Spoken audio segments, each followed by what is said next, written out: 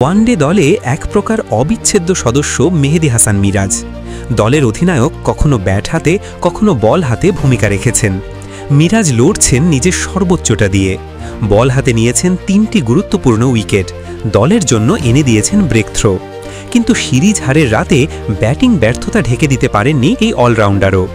আগের ম্যাচে অর্থাৎ আফগানিস্তানের বিপক্ষে চলমান সিরিজের প্রথম ম্যাচে ব্যাট এবং বল হাতে ছিলেন উজ্জ্বল।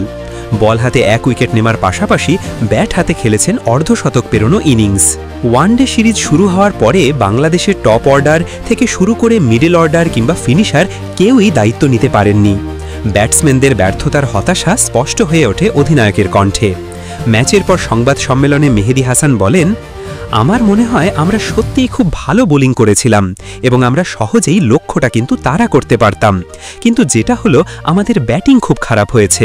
আমি ছেলেদের বলেছিলাম যে তারপরে আমাদের জুটি করা দরকার, কিন্তু আমরা সেটা করতে পারলাম না।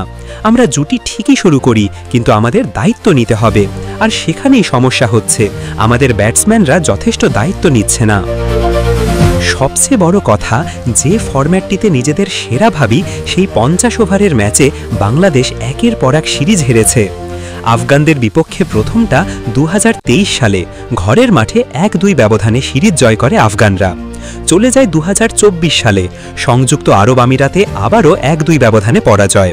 আর চলতে চলতে ২০২৫ সালে এই সিরিজে আফগানিস্তান ইতিমধ্যেই সিরিজ জয় নিশ্চিত করেছে। টানা ৩ সিরিজে আফগানদের কাছেই হার এখন বাংলাদেশ দলের জন্য বড় চিন্তার কারণ। এই মুহূর্তে আমরা খুবই হতাশ, তবে আমাদের হাতে এখনও একটি ম্যাচ বাকি আছে।